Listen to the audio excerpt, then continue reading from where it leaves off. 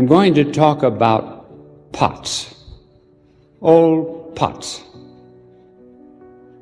Have you ever called any person a pot? Sure you have.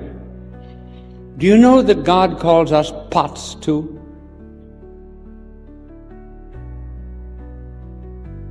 That will be the sermon, pots. And I will begin it with a text from St. Paul.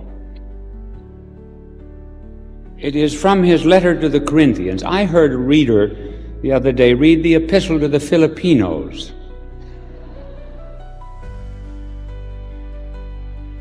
Instead of the Philippians, and another who read the second letter to the theologians.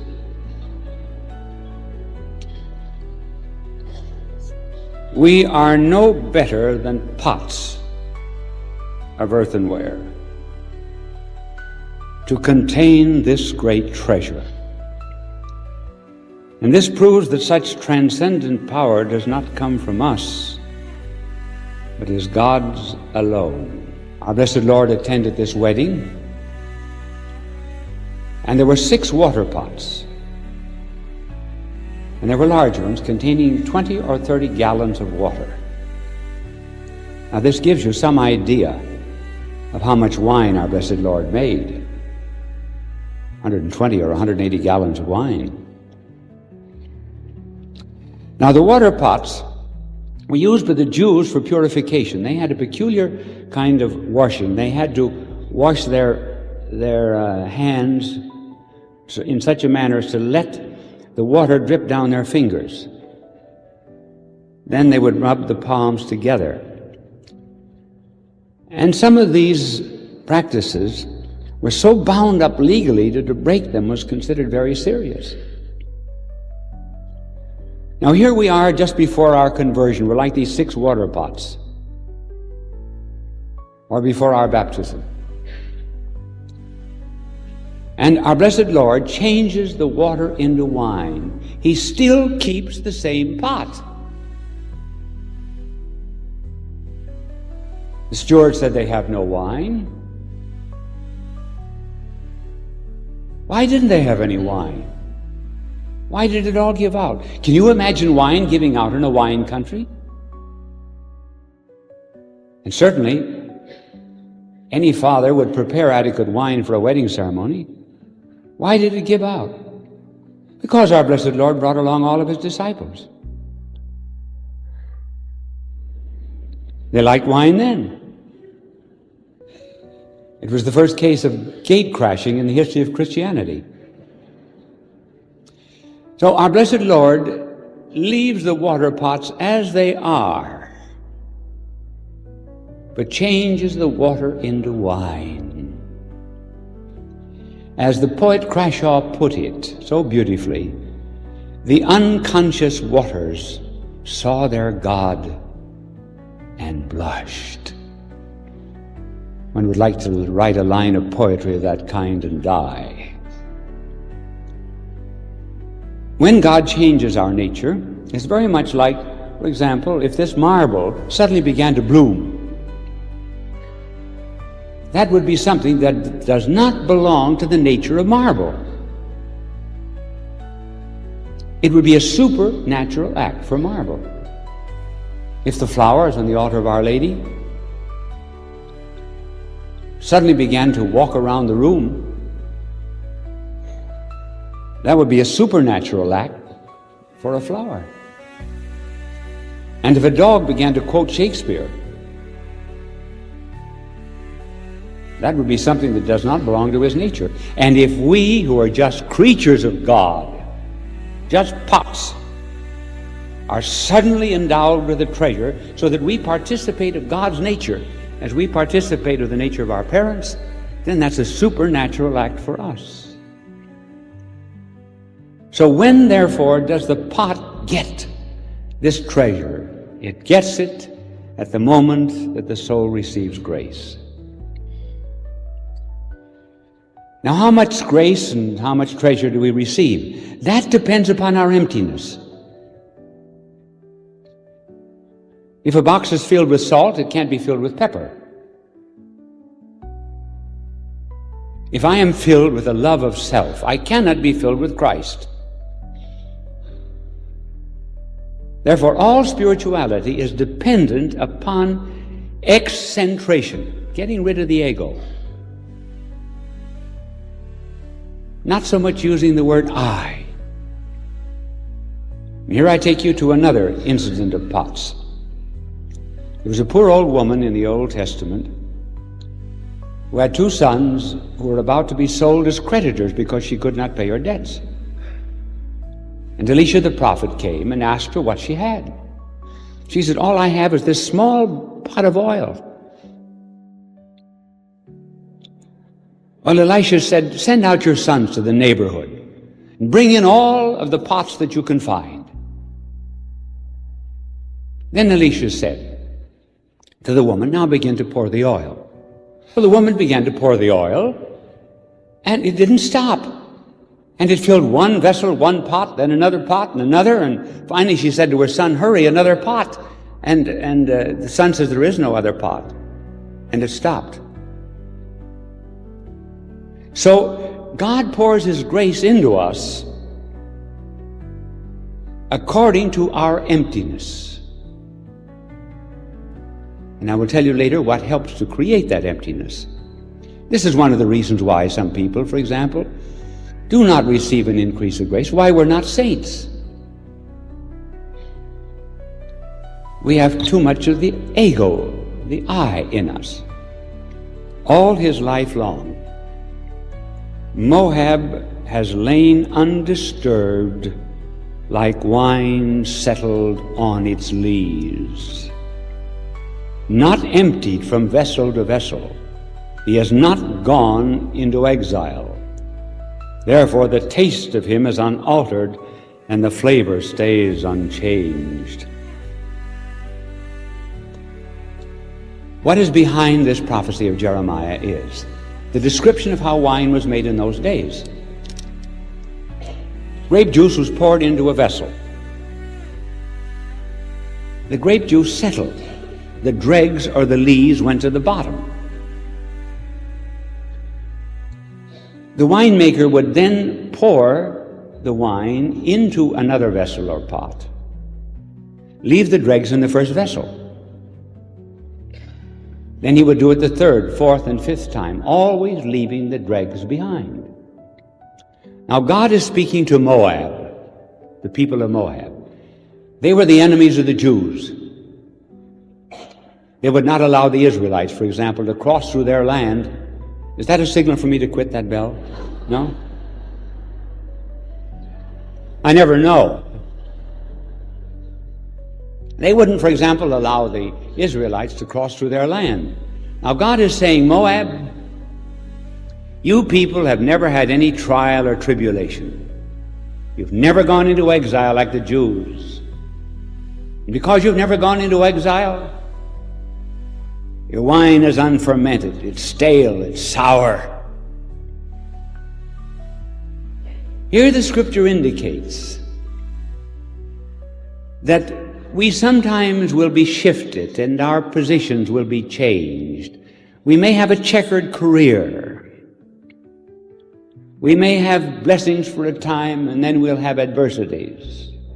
All this is to make the more perfect wine. God does not like us to settle down, because when we do, our pot becomes full of dregs and leaves. And applying the lesson now of pots, we have a treasure within us, God's presence, God's grace. It is perfected by trial, by adversities born in His name. But there will come a moment when we'll meet the Lord, as the woman did, and we'll leave the old pot behind.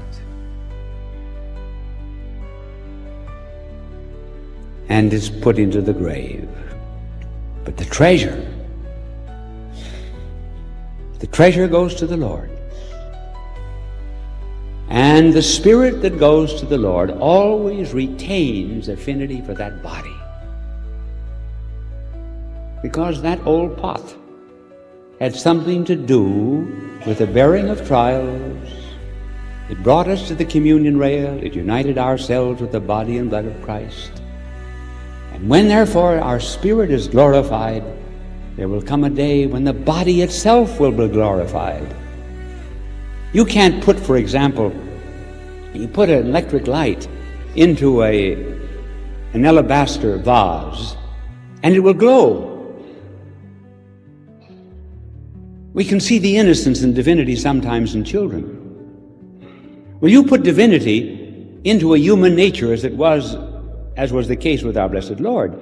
His human nature must have glowed as it did at the Transfiguration, which must have been a kind of a natural state of our Lord. And so, when we come to the general resurrection, our body is going to be completely transformed, not the same that we have now with all of its imperfections, as the seed is not that which becomes the rose. So our body will be in keeping with the grace that we have received. And my good friends, you've now heard a story, a sermon that you've never heard before on old pots. And may I recommend to you that you allow his fingers to work the clay. Then you'll not spoil his art, and then you'll not spoil your life.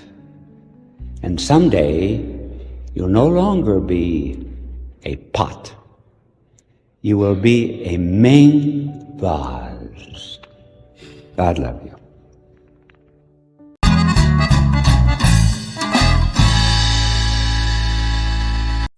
Peace be to you. You remember that in a previous instruction we said that our blessed Lord called himself both Son of God and Son of Man, that he was both God and man. This is indeed a great mystery. It is what is called actually the mystery of the Incarnation.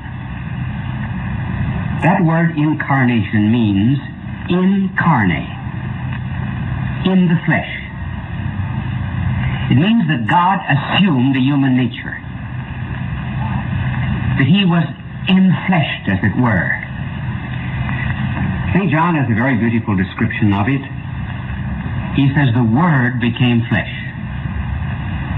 Now the Word means, of course, God, or the second person of the Blessed Trinity. This is a difficult mystery, and we are going to try to explain it with a number of examples. When we say that God became man, we do not mean to say that heaven was empty. That would be to think of heaven as a kind of a space, like a room that was 20 by 30 feet. When God came to this world, he did not leave heaven empty. And when he came to this world, he was not shaved down. He was not whittled down to human proportions. He was rather, Christ was the life of God dwelling in human flesh. St. Thomas Aquinas has a very beautiful description of this in one of his hymns. He said, "The heavenly word proceeding forth, yet leaving not the Father's side." Now let us begin with answering the question, why did God become man? We limit ourselves to the historical order in which we live. The answer is he became man in order to redeem us from sin. Therefore we have to describe why it was necessary for God to become man to completely atone for our sins. Well, the answer is, whenever we sin, we contract an infinite debt. But we cannot pay an infinite debt, because we are finite and limited. Here is the reason. We will state it in the form of a kind of a principle, and then we will give examples. Honor is in the one honoring. For example, suppose a citizen of the United States, the mayor of a city, the governor of a state, and the president of the United States pay a visit to the Holy Father. Who pays the Holy Father the greater honor? The citizen or the president? Is it not the president? Honor is in the one honoring. Now, the other proposition, the other side of it is this. Guilt or sin is always measured by the one sinned against.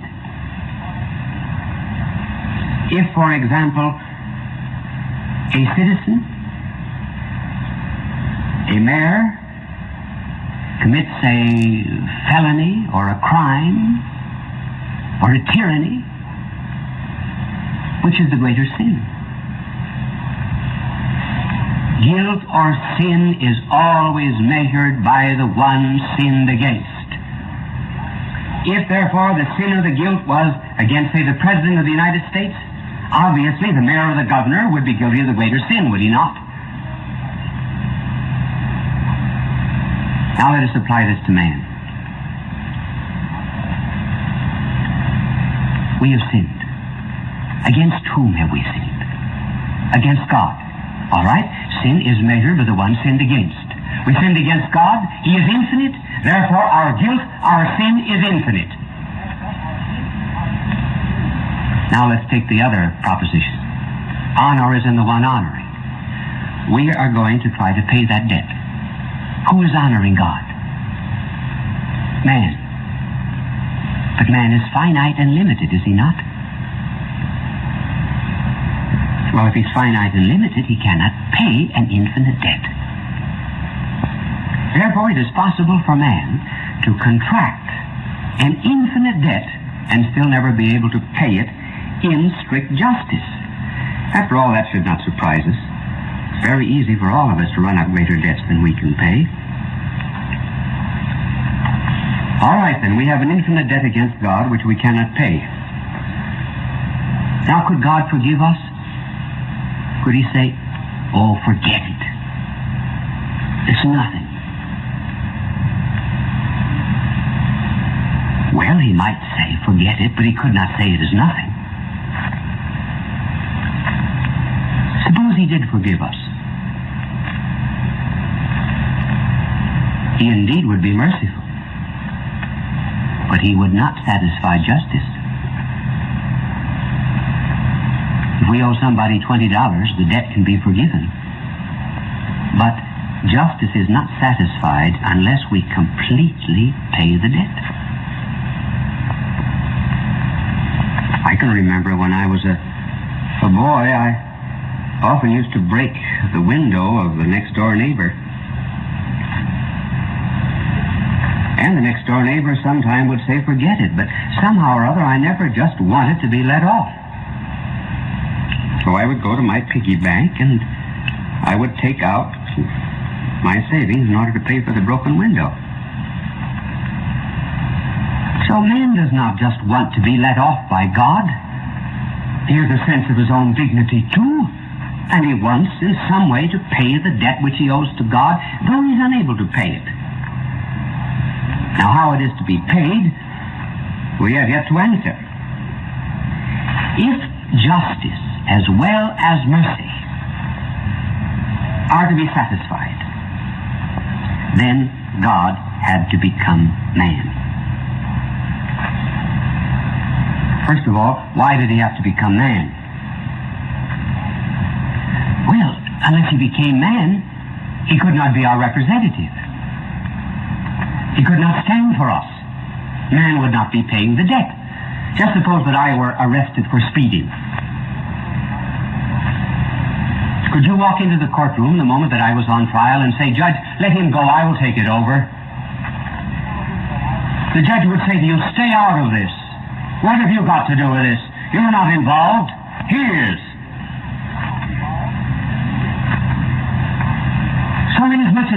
is involved, and inasmuch as man has sinned, in some way, God has to share our nature with sin. And then furthermore, sin demands some kind of suffering and expiation. And if he ever became man, he could suffer as man and suffer in our name. But not only would he have to be man, but of course he would also have to be God. He would have to be man in order to act in our name. He would have to be God in order that the infinite debt could be paid by someone who is infinite. Every action, therefore, of God would have an infinite value. Therefore, the outrage against God could be atoned for. And furthermore, he would have to be God in order to be sinless. After all, if he were full of sin, he too would need redemption. No man can atone for his own sins. In conclusion, therefore, if both justice and mercy are to be satisfied, God would have to become man. Man to be one of us, God in order that he could pay the infinite debt. We can explain this in other terms, perhaps in the terms of the old nursery rhyme. Remember it? Humpty Dumpty sat on the wall. Humpty Dumpty had a great fall. And all the king's horses and all the king's men could never put Humpty Dumpty together again. Now that rhyme pretty well expresses the condition of man as a result of sin. Since the fall of man, man is very much like a broken egg. He can't put himself together. There's some kind of a disorder inside of himself, and that is the reason why the mere arrangement of wealth and the social order outside of him is not going to change man himself. He needs God to put him together again. Or another example. The example of a clock whose mainspring is broken. We have the works, but somehow they just do not go. What two conditions have to be fulfilled to make that clock work? First, the mainspring must be supplied from the outside. Two, the mainspring must be placed inside of the clock. Man cannot redeem himself any more than that clock can fix itself. If man is ever to be redeemed, the redemption must come from without and must be done from within. It must come from without. Simply because we cannot, for example, if we are blind, never restore our vision. If we've broken communion with God by sin, we cannot restore it. Have you ever taken a rose petal into your fingers and pressed and squeezed the rose petal? Did you notice if you could ever restore its tint? You could not. Lift a dewdrop from a leaf. You can never replace it. And evil in like manner is just a little bit too deep-seated to be righted by a little bit of kindness here and there, and a little reason, and a little tolerance. You might just as well tell a man who's suffering from consumption that all he needs to do is play 6 sets of tennis. The clock whose mainspring is broken cannot repair itself. So salvation, therefore, has to come from without. Our human will is too weak to conquer its own evil. Just as the sick need medicine outside of themselves, we need a teacher for our minds, we need a physician for our bodies, and we need a redeemer for our souls. A redeemer from outside humanity. Outside of humanity with all its weakness, its sin, and its rebellion. Now let's take the other side. We said that if the mainspring is broken, a new mainspring has to be supplied from without, but be put inside of the clock, and so too. Salvation must come from without humanity, but it has to be done in some way within humanity. So God, therefore, had to become man, in order that man would be redeemed from within. If God did not become man, he would have no relation to us. Man, as I said, does not want just to have his sins forgiven. He wants to atone for them. So God became man. Now you put these two conditions together, and you have the reason why the Redeemer should be both God and man. God from without. Man in order that he might be within humanity. That is the incarnation. God becoming man in the person of Christ in order that he might save us from our sins.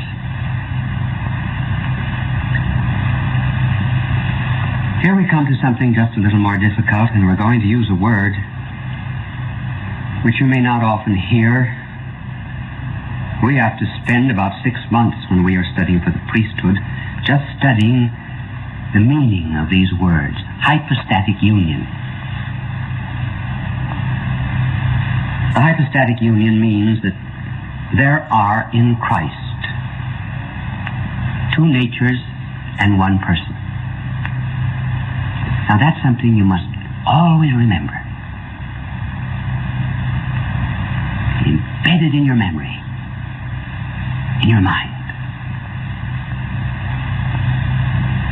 Christ has two natures, one human, one divine. They are both united in the person of God. Was God therefore a human person? No.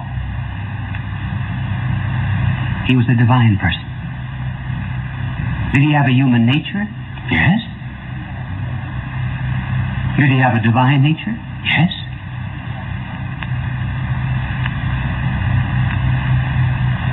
And they were united in the divine person of God. Obviously, I am not using the word nature and person in the same sense. Am I? Perhaps we can make this clear if you will take a pencil in your hand. I will wait for a minute until you put it into your fingers. Now that pencil has a nature, has it not? In other words, it's the nature of the thing that writes. A nature is a thing, something that operates. For example, cow has a nature. Pig has a nature. The carpet has a nature. A pigeon has the nature.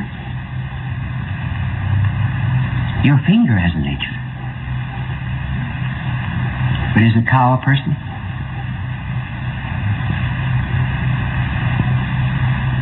If your cow comes over into my pasture and eats all of my grass, I cannot sue the cow. I could sue you. There therefore must be some difference between a nature and a person. And this is the difference. A person is a source of responsibility. The dog is not responsible for its actions, but man is. Now that is a very simple definition of a nature and a person, but perhaps it will suffice us for the moment. Now, using the pencil that you have in your hand, do you notice that there are before you two natures? One, the nature of the pencil, the other, the nature of your hand. Is your hand a person? No. Because you could lose your hand and still be yourself, could you not? Therefore, we have in the hand now, combined with the pencil, two natures. How are they united? In your one person. So it is possible to have a union of two natures in one person. You have a body, you have a soul. They're very different in nature. One is material and the other is spiritual. And yet you're only one person. That, too, is a very incomplete and imperfect analogy of what happens. But returning now to our pencil. The pencil of and by itself cannot write. You put it down on a chair or table before you. That pencil cannot write, can it? Now, you bring your hand down to that pencil. You have the union of two natures in one person. Now the pencil can write, can it not? It can do something that it could not do before. And when it writes, do you say the pencil writes or I write? You do not say my eye sees you. You say I see you. You do not say my ear hears you. I hear you. You do not say my stomach digests. I digest food. Notice that we're always attributing the actions of a nature to a person. That is why if you sign a check, there is responsibility involved, and neither the hand nor the pencil are the sources of that responsibility. Now let us apply the analogy. Put down the pencil again on the table. That pencil of and by itself cannot write. That pencil is like man. He cannot pay the debt he owes to God.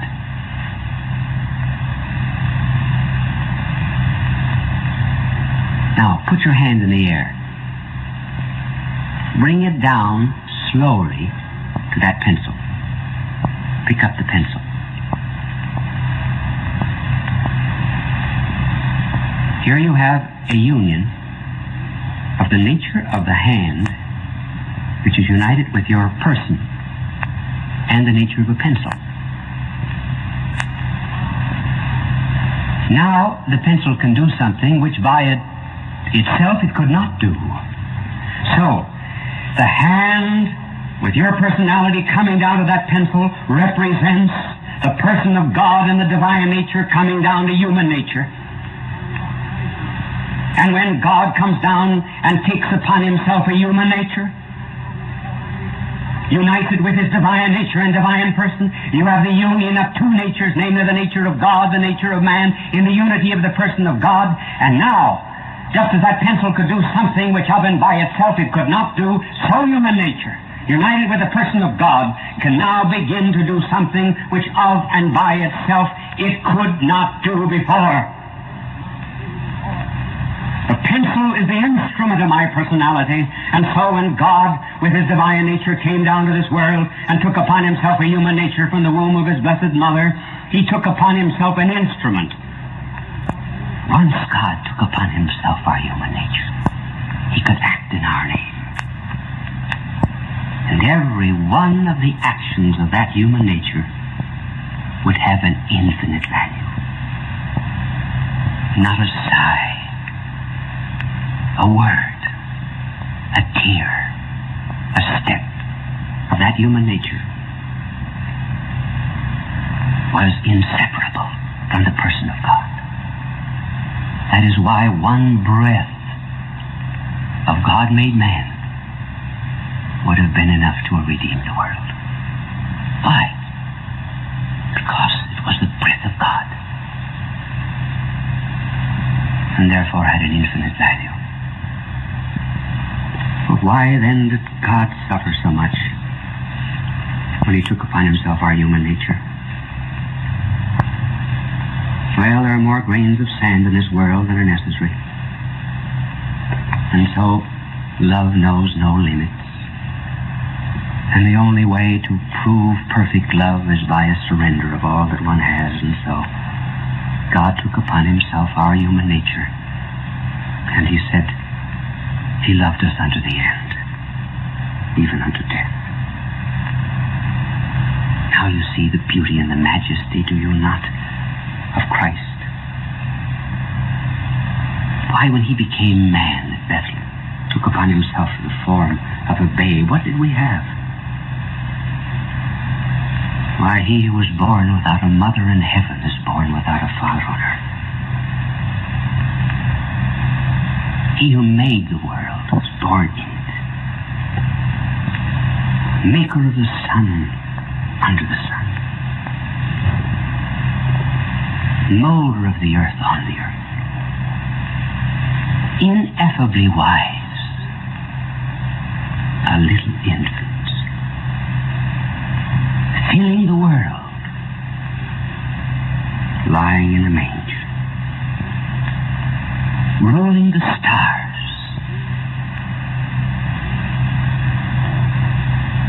nursed by his mother. The mirth of heaven weeps. God becomes man. Divinity incarnate. Eternity time. Lord scourged, power bound with ropes, king crowned with thorns. And if you were the only person in the world who ever lived and sinned, he would have come down to this earth and died and suffered, just for you alone. That is how much he loves you. Oh, God loves you. Peace be to you.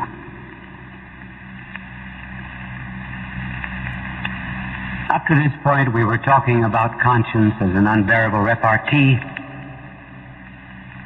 and about the meaninglessness of life, saying that we should lay our heart and mind open to saving experiences that come from without and which completely change our character. So the subject, therefore, of this particular talk will be the divine invasion. But I believe the best way to start it is to tell you a story about a divine invasion. A woman wrote to me about her brother, saying that he was dying in a hospital and that he had been away from the sacraments for about 30 years. She said he led not just a bad life, he was an evil man. There's a difference between being bad and being evil. Bad man steals. Bad man kills. An evil man may do none of those things, but he seeks to destroy goodness in others. Well, he was an evil man. He did much to corrupt youth and circulated all manner of evil pamphlets among the young to destroy both faith and morals. And the sister of this man, when she wrote, said, about 20 priests have called on him and he threw them all out of the hospital room. So will you please go? Last resort Sheen, I am. I visited him this particular night and stayed about 5 seconds, because I knew that I would fare no better than anyone else. But instead of just making one visit, I made 40. For 40 straight nights I went to see this man. The second night I stayed about 10, 15 seconds. And I went up 5, 10 seconds every night. And at the end of the month I was spending 10 or 15 minutes with him. But I never once broached the subject of his soul until the 40th night. The 40th night, I brought with me the Blessed Sacrament and the holy oils, and I said to him, "William, you are going to die tonight." He said, "I know it." He was dying of cancer, but cancer of the face. One of the most loathsome sights you ever saw. I said, "I'm sure you want to make your peace with God tonight." He said, "I do not. Get out." I said, "I'm not alone." "Who's with you?" I said, "I brought the good Lord along. Do you want him to get out too?"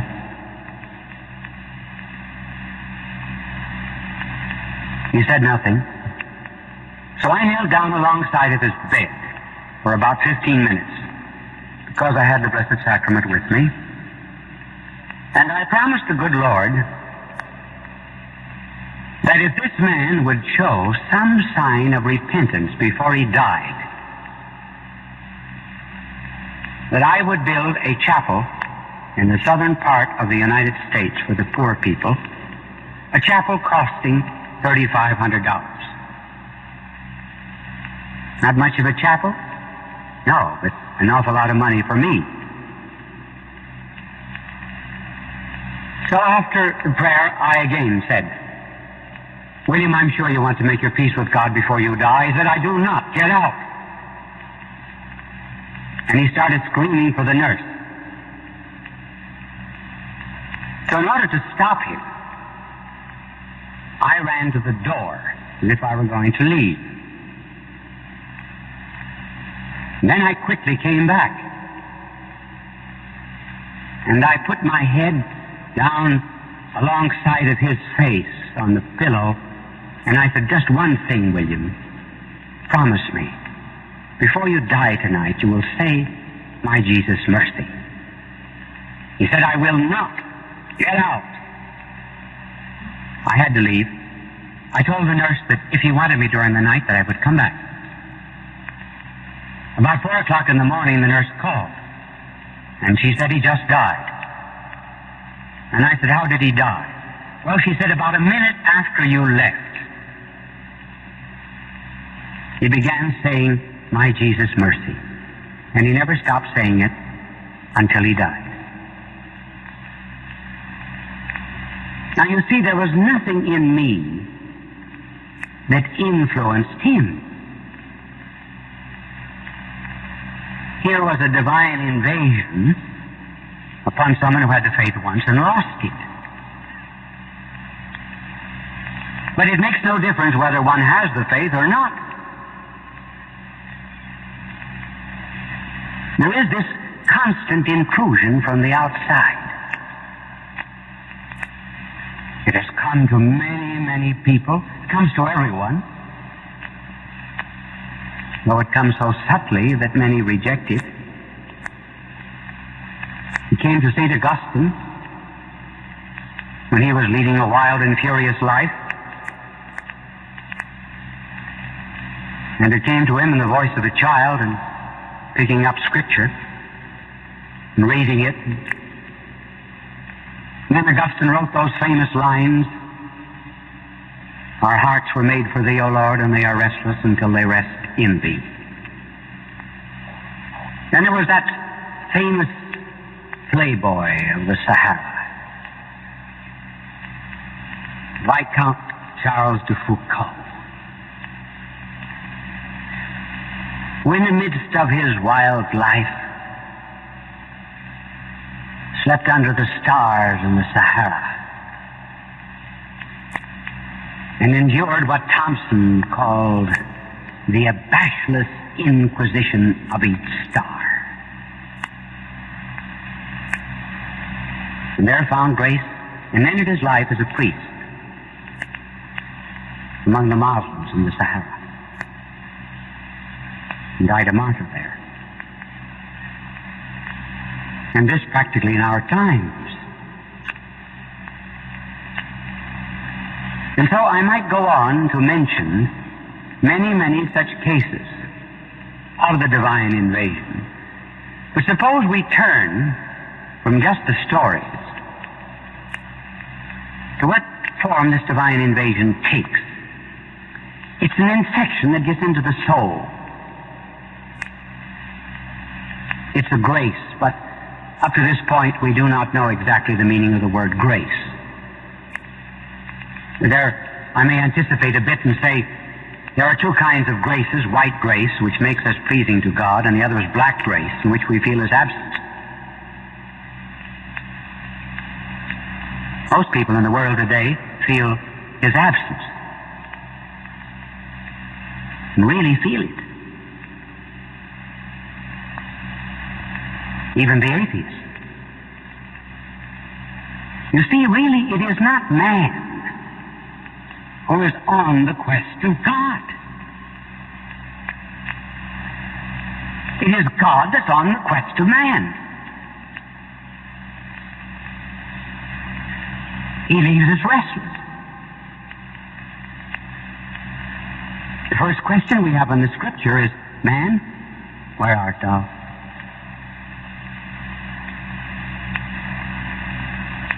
No poet has ever better expressed this divine invasion than Francis Thompson in his magnificent poem, The Hound of Heaven. Thompson was at one time a student of medicine. About the only thing he learned was how to take dope. He became a bum. Slept in Covent Garden, London, under the vegetable trucks. Contemplated suicide. And then, with this poem found in his pocket, was befriended by a couple, the Meynells. And this poem sold 50,000 copies within a few years after his death, and within 30 years was studied in the University of Tokyo in Japanese. It's because it suits the modern mood. The modern mood in the sense that men are beginning to feel this stirring of the finger of God.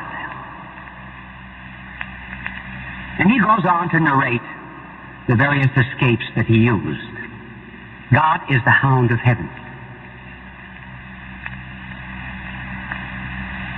And first is the subconscious or the unconscious mind. He feels that if he sunk down into that,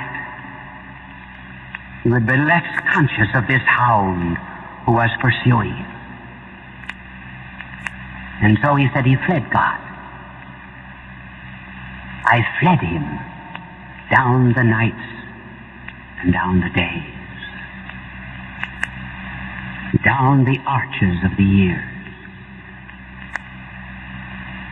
I fled him down the labyrinthine ways of my own mind. Up visited hopes I sped, and shot precipitate and down titanic gloom from those strong feet that followed after. And with majestic speed, deliberate instancy they beat, and a voice above their beat, lo, naught shelters thee who wilt not shelter me.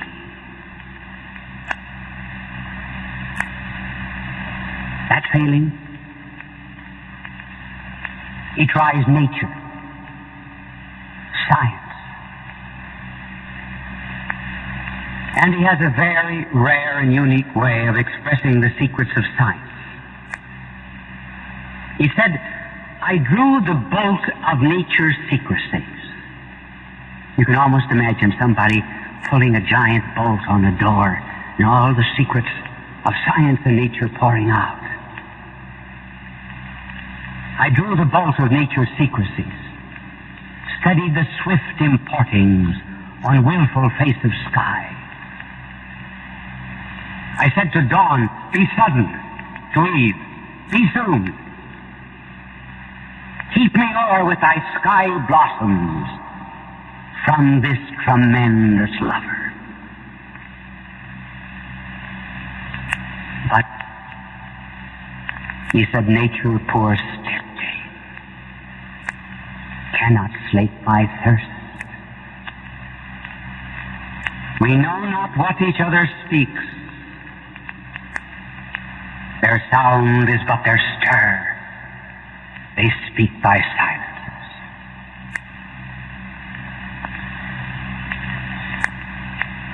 So he tries another escape from the hound.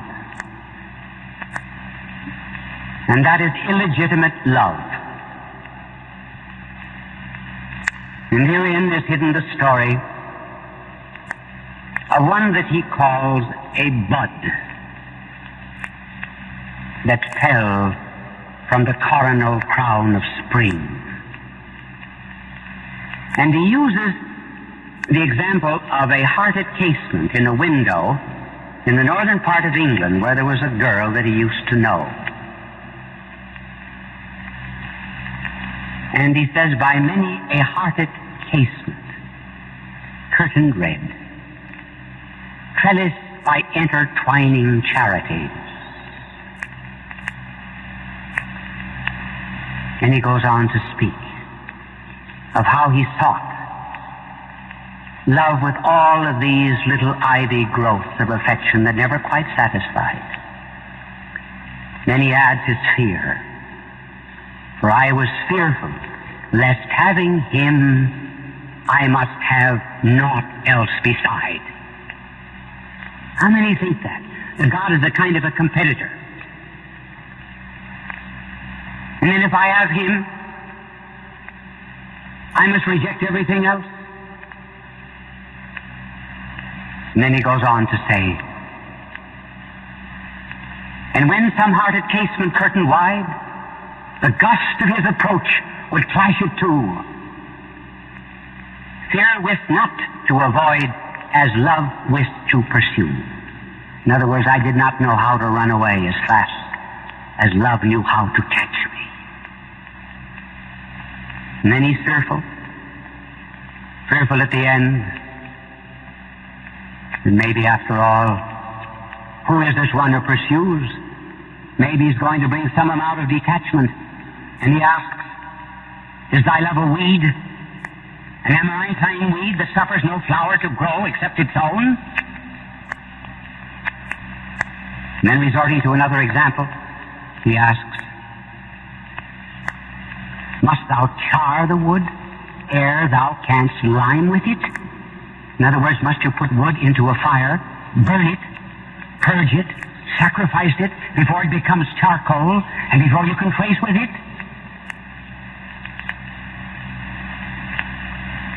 And then another question, must all thy fields be dung with rotten dead? Is there sacrifice everywhere? And there finally comes the answer.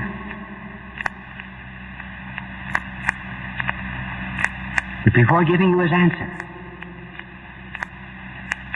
unless this just be the poetic exploration of Thompson, let's find about this divine invasion in our own heart.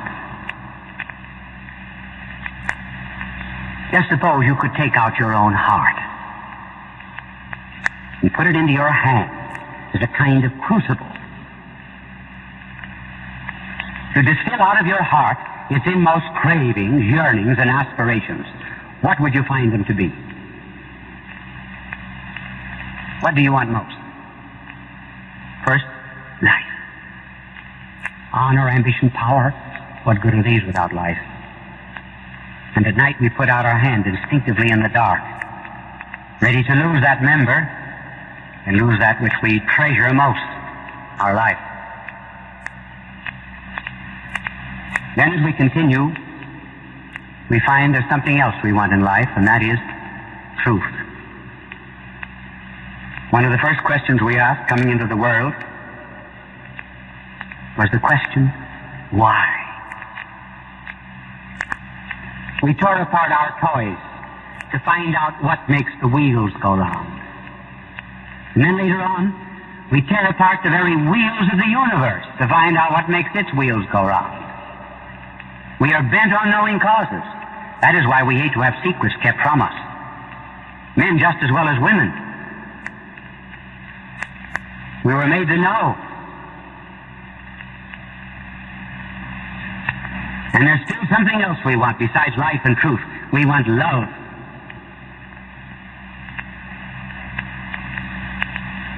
Every child instinctively presses itself to its mother's breast in token of affection. Goes to its mother to have its play wounds bound. Then later on seeks a companion, young like unto himself, to whom he can unpatch his heart with words. One who measures up to that beautiful definition of a friend. One in whose presence you can keep silence. And so the quest for love continues from the cradle to the grave. And yet, though we want these things, do we find them here? Do we find life here in its fullness? Certainly not. Each tick of the clock brings us closer to the grave. Our hearts are but muffled drums beating a funeral march to the grave. From hour to hour we ripe and ripe. From hour to hour we rot and rot. Life is not here, nor truth in all of its fullness. As a matter of fact, the more we study, the less we know, because we see new avenues of knowledge down which we might travel for a lifetime. I wish I knew now just 1/10,000,000 as much as I thought I knew the night I was graduated from high school. So truth is not here, and love is not here either in its fullness, because when love does remain fine and noble, the day must come when the last embrace is passed from friend to friend, and the last cake is crumbled at life's great feast. So here we are, looking for life and truth and love and not finding it. Are we destined to live an absurd life? Would we ever have eyes unless there was something to see? These are fractions. There ought to be a whole somewhere. And so we ask ourselves, very much like asking now, what's the source of light in this room? Certainly not here under the microphone, because their light is mingled with shadow. And under chairs, their light is mingled with darkness. If we are to find the source of light, we must go out to something that is pure light. And if we wish to find the source of the life and the truth and the love that is in this world, we must go out to a life that is not mingled with the shadow death, out to a truth that is not mingled with the shadow error, out to a love that is not mingled with the shadow hate or satiety. We must go out to pure life, pure truth, pure love. And that is the definition of God. In other words, that's what we want. That's what we were made for.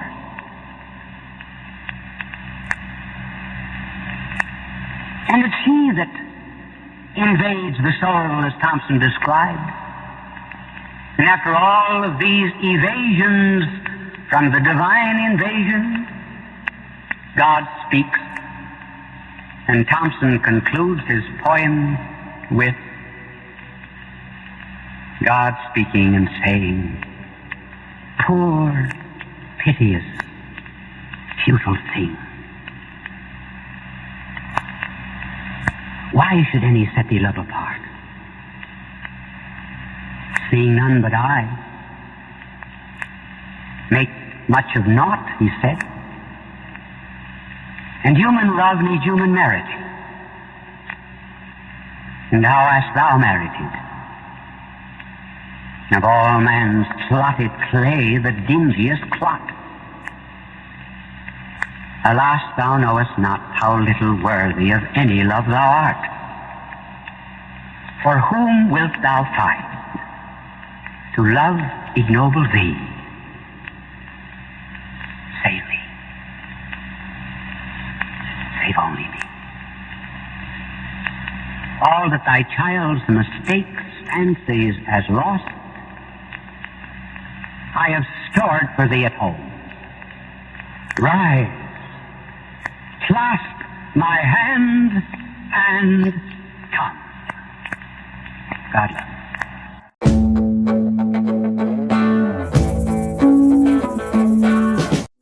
Peace be to you.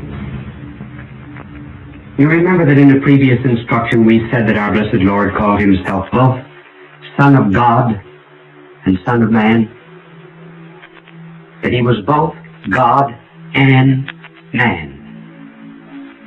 This is indeed a great mystery. It is what is called actually the mystery of the Incarnation.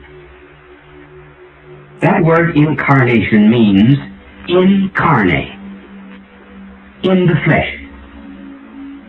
It means that God assumed a human nature, that he was enfleshed, as it were. St. John has a very beautiful description of it. He says the Word became flesh. Now the Word means, of course, God, or the second person of the Blessed Trinity. This is a difficult mystery, and we are going to try to explain it with a number of examples. When we say that God became man, we do not mean to say that heaven was empty. That would be to think of heaven as a kind of a space, like a room that was 20 by 30 feet. When God came to this world, he did not leave heaven empty. And when he came to this world, he was not shaved down, he was not whittled down to human proportions. He was rather, Christ was the life of God dwelling in human flesh. St. Thomas Aquinas has a very beautiful description of this in one of his hymns. He said, the heavenly word proceeding forth, yet leaving not the Father's side. Now let us begin with answering the question, why did God become man? We limit ourselves to the historical order in which we live. The answer is, he became man in order to redeem us from sin. Therefore, we have to describe why it was necessary for God to become man to completely atone for our sins. Well, the answer is, whenever we sin, we contract an infinite debt. But we cannot pay an infinite debt, because we are finite and limited. Here is the reason. We will state it in the form of a kind of a principle, and then we will give examples. Honor is in the one honoring. For example, suppose a citizen of the United States, the mayor of a city, the governor of a state, and the President of the United States pay a visit to the Holy Father. Who pays the Holy Father the greater honor? The citizen or the President? Is it not the President? Honor is in the one honoring. Now the other proposition, the other side of it is this. Guilt or sin is always measured by the one sinned against. If, for example, a citizen, a mayor, commits a felony or a crime or a tyranny, which is the greater sin? Guilt or sin is always measured by the one sinned against. If, therefore, the sin or the guilt was against, say, the President of the United States, obviously the mayor or the governor would be guilty of the greater sin, would he not? Now let us apply this to man. We have sinned. Against whom have we sinned? Against God. All right? Sin is measured by the one sinned against. We sinned against God. He is infinite. Therefore, our guilt, our sin is infinite. Now let's take the other proposition. Honor is in the one honoring. We are going to try to pay that debt. Who is honoring God? Man. But man is finite and limited, is he not? Well, if he's finite and limited, he cannot pay an infinite debt. Therefore, it is possible for man to contract an infinite debt and still never be able to pay it in strict justice. After all, that should not surprise us. It's very easy for all of us to run up greater debts than we can pay. All right, then, we have an infinite debt against God which we cannot pay. Now, could God forgive us? Could he say, oh, forget it. It's nothing. Well, he might say, forget it, but he could not say it is nothing. Suppose he did forgive us. He indeed would be merciful, but he would not satisfy justice. If we owe somebody $20, the debt can be forgiven. But justice is not satisfied unless we completely pay the debt. I can remember when I was a boy, I often used to break the window of the next-door neighbor. And the next-door neighbor sometime would say, forget it, but somehow or other I never just wanted to be let off. So I would go to my piggy bank and I would take out my savings in order to pay for the broken window. So man does not just want to be let off by God. He has a sense of his own dignity too, and he wants in some way to pay the debt which he owes to God, though he's unable to pay it. Now how it is to be paid, we have yet to answer. If justice as well as mercy are to be satisfied, then God had to become man. First of all, why did he have to become man? Well, unless he became man, he could not be our representative. He could not stand for us.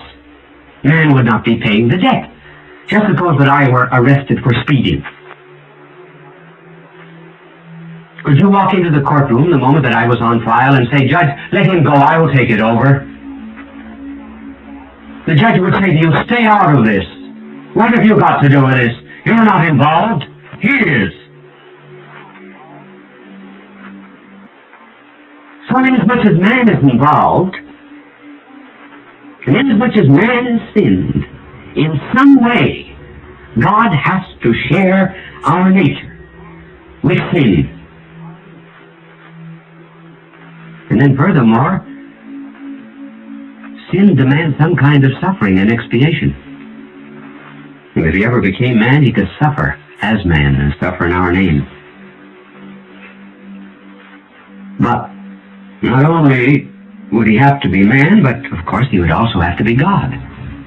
He would have to be man in order to act in our name. He would have to be God in order that the infinite debt could be paid by someone who is infinite. Every action, therefore, of God would have an infinite value. Therefore, the outrage against God could be atoned for. And furthermore, he would have to be God in order to be sinless. After all, if he were full of sin, he too would need redemption. No man can atone for his own sins. In conclusion, therefore, if both justice and mercy are to be satisfied, God would have to become man. Man to be one of us, God in order that he could pay the infinite debt. We can explain this in other terms, perhaps in the terms of the old nursery rhyme. Remember it? Humpty Dumpty sat on the wall.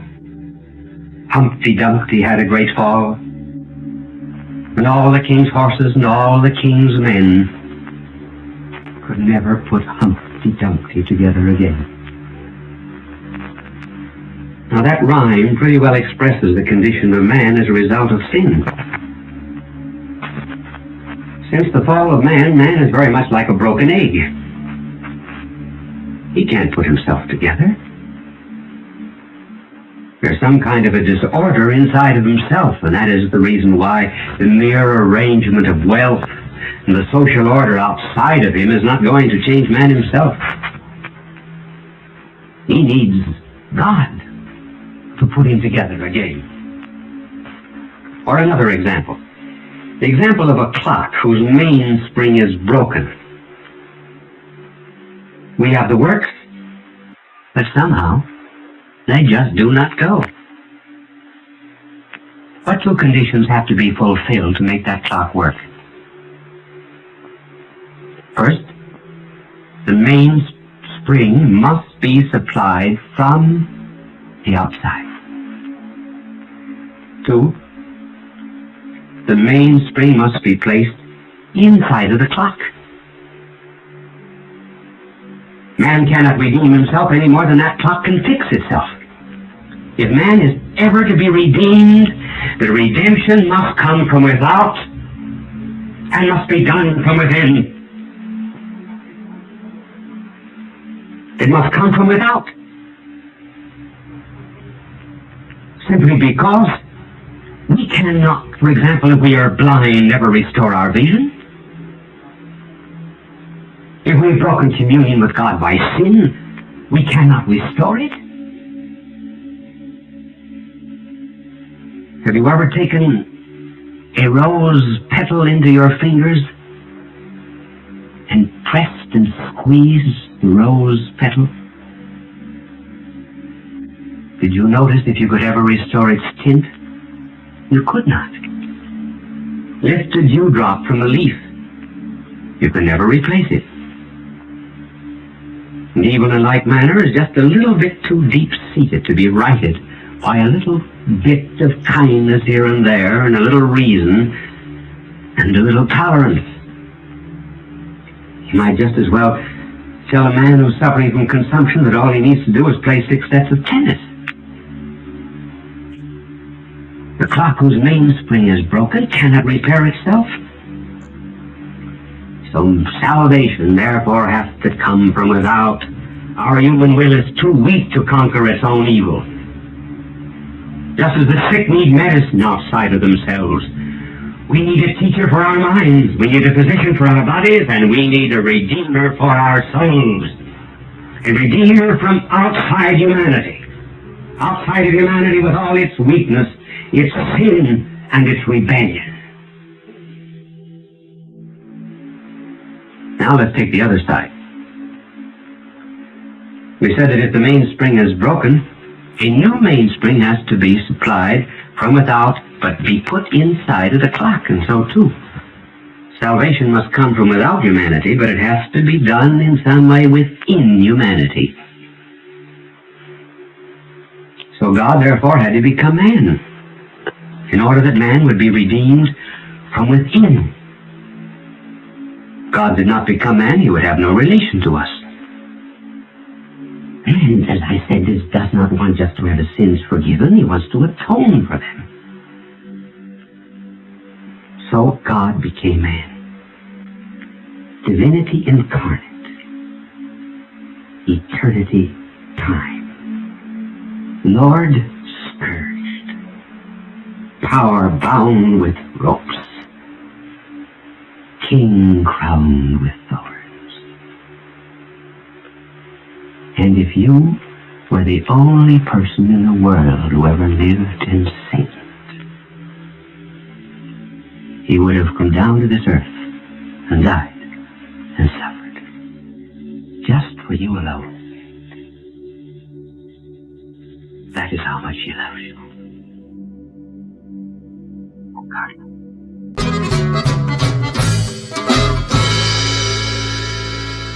In a world full of division and selfishness, imagine a type of love that transcends everything. Agape, the highest and most selfless form of love. Join us as we explore how agape not only changes individual lives, but also heals communities and men's hearts. From everyday actions to major community shifts, discover the power of this divine love. Are you ready to embark on this transformative journey? Part 1. Historical and Cultural Context. In everyone's life, there are moments when we are faced with the choice between following the call of duty or fleeing from it. This is not only our individual story, but also the tale of Jonah, the prophet tasked by God with a challenging mission to bring a warning to the sin-ridden city of Nineveh. What's special is that Fulton Sheen did not merely recount this story as part of ancient history, but as a reflection into each of our souls and lives. Jonah, a called prophet, chooses to evade his mission. Instead of heading to Nineveh as commanded by God, he boards a ship sailing in the opposite direction, seeking far-off lands. Perhaps deep down, Jonah felt fearful not only of failing in his mission, but also worried that if the people of Nineveh heeded his words and reformed, the forgiveness they received would make him conflicted, believing they deserved punishment. Sheen expands this story into a profound lesson on tolerance and understanding. In his sermon, he challenges the audience to reconsider their own prejudices and hesitations about forgiveness. When Jonah escapes by boat, he carries with him a psychological burden, and so do all others aboard with him. When a storm strikes and the crew begins searching for the cause of the disaster, they turn to casting lots to determine who brought the bad luck. Jonah knows he is responsible and admits it, thereby teaching us lessons in humility and accepting the consequences of our actions. In that moment, Jonah not only confronts the truth about himself, but also faces up to the responsibility he had tried to avoid. This leads him to the ultimate decision of allowing himself to be thrown into the sea, sacrificing himself to save the others. This decision is not just an act of sacrifice, but also a turning point spiritually, where Jonah accepts the mission that God has laid out for him, albeit in the most dire circumstances. The story does not end there. After being swallowed by a large fish, Jonah spends 3 days and nights in absolute darkness, an experience that Sheen compares to dying and being born again. This is a powerful image of spiritual rebirth, not just for Jonah, but also for each of us, as we face and overcome challenges in life. In that darkness, Jonah finds the light of faith and readiness to return to Nineveh to fulfill his mission. Through his sermon, Sheen does not just recount the story of Jonah, but also calls on each of us to find the courage to face our own Ninevehs. Whether these are personal challenges or societal ones, each of us has tasks we would sometimes rather avoid. But the strong message that Sheen wants to convey is that through facing and overcoming these, we can truly be reborn and achieve spiritual fulfillment. These lessons are not just reminders of a bygone era, but also beacons for our modern lives. In the next part of this article, we will delve deeper into the theology and doctrine that Sheen weaves, expanding the meaning of Jonah's story by comparing his sacrifice with that of Christ in the New Testament, and how we can apply these lessons to our daily lives. Part 2. Doctrine and Theology. Continuing from the story of Jonah, Fulton Sheen takes us deeper into the theological lessons he weaved into his sermon. Jonah is not just a historical figure. He also serves as a type, a foreshadowing of Christ in the New Testament. Jonah's ordeal in the belly of the great fish for 3 days and nights is used by Sheen as a metaphorical bridge to connect with the death and resurrection of Jesus Christ, who died and was buried for 3 days before his resurrection. This comparison is not merely a storytelling device. It carries profound significance in understanding the teachings of the Bible. Jonah's story becomes a powerful allegory, a lesson on how God uses events and individuals in history to prepare and pave the way for the salvation he offers to all humanity. Sheen explains that, just as Jonah experienced a symbolic death in the belly of the fish, Jesus Christ underwent actual death on the cross to bring new life to mankind. Through this comparison, Sheen invites the listeners to reflect on their own lives. He poses the question, how are we prepared to die so that we may be reborn? This question is both personal and communal.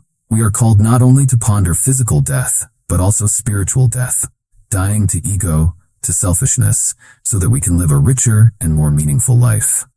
Sheen continues by delving further into the meaning of sacrifice. He emphasizes that in Christianity, there is no resurrection without suffering. Christ's crucifixion is the pinnacle of the salvation history, a symbol not only of suffering, but also of victory over death and sin. Sheen uses this image to call on each of us to look to the cross, to Jesus Christ's sacrifice, and thereby learn how to accept and overcome the suffering in our own lives. By deeply linking the Old and New Testaments, Sheen not only helps us understand the history and essence of Christian faith, but also opens a path for personal and communal transformation. He suggests that through this understanding, we can learn to face and embrace challenges and sufferings, not just as inevitable parts of life, but also as opportunities for growth and renewal. The next part of this article will explore the application of these lessons in ethics and daily life, where Sheen guides us on how to implement these principles in everyday living, and how each of us can use our hardships and trials as means to achieve personal fulfillment and salvation. Part 3. Ethical Application and Daily Life. In his poignant exploration of Jonah's story and the deeper theological implications, Fulton Sheen transitions seamlessly into the practical and everyday implications of these teachings. This part of his sermon is a call to action, urging each listener to reflect on the way they live their lives in light of the profound truths of sacrifice and redemption. Sheen begins by emphasizing the practical necessity of embodying the lessons of Jonah and Christ in our everyday actions. He points out that knowing the stories and understanding their meanings is only the first step. The true challenge and the true measure of faith is how these lessons are lived out day by day. He challenges his audience to ask themselves, how do I apply the principle of dying to oneself in my own life? How do I make the sacrifices that are required to truly live a life of faith? One of the key aspects that Sheen discusses is the concept of self-denial as a form of spiritual practice. He argues that modern society often shies away from the idea of sacrifice because it is seen as a loss rather than a gain. However, in the Christian context, sacrifice is the path to greater fulfillment and deeper joy. This paradoxical truth is at the heart of Christian teaching, that through giving up, we gain. Through dying, we live. Sheen illustrates this through various examples from everyday life, such as forgiving someone who has wronged us, offering up our time and resources to help those in need, or simply choosing the harder right over the easier wrong. These actions are modern-day equivalents of taking up one's cross, embodying the spirit of sacrifice that both Jonah and Jesus exemplified. Furthermore, Sheen addresses the communal aspect of these teachings.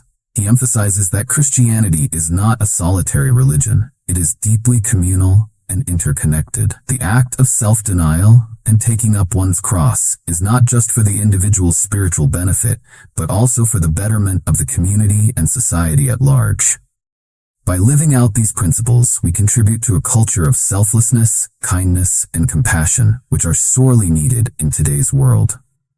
To drive this point home, Sheen uses the example of the early Christian communities, which were known for their radical commitment to living out the teachings of Christ, often in the face of great personal cost. These communities understood that their faith was not just about personal salvation, but about transforming the world around them through acts of love and sacrifice. As Sheen concludes this part of his sermon, he reiterates the importance of these lessons for contemporary life. He challenges his listeners to not only hear the words of Scripture, but to embody them, to not only celebrate the resurrection, but to participate in it through their daily actions. This participation, according to Sheen, is what true Christianity is all about. It is a faith that does not shy away from the difficult or the painful, but embraces it as a necessary part of the journey towards salvation and redemption. In the next and final part of this series, Sheen will delve into the transformative power of these teachings, exploring how they can not only change individual lives, but also have a profound impact on society and the world at large. This exploration will highlight the ultimate goal of Christian doctrine, not just personal sanctification, but the sanctification of the world through the lived experience of faith. Part 4. Transformative Power and Societal Impact. In the concluding part of his sermon, Fulton Sheen explores the transformative power of Christian teachings on both individual lives and broader society. He delves into how the principles of sacrifice, resurrection, and self-denial, when truly embraced, can catalyze profound changes, not just within the soul of an individual, but also across communities and cultures. Sheen begins by asserting that the true measure of a faith is not merely in its ability to comfort or console, but in its capacity to transform. Christianity, according to Sheen, calls its adherents not just to believe, but to act, to transform their beliefs into actions that uphold the dignity of life, promote justice, and foster peace. This active engagement with faith is what sets apart mere belief from transformative faith. Individual transformation. Sheen emphasizes that personal transformation is the cornerstone of Christian faith. Each individual's journey of faith is a microcosm of the larger story of redemption told throughout the scriptures.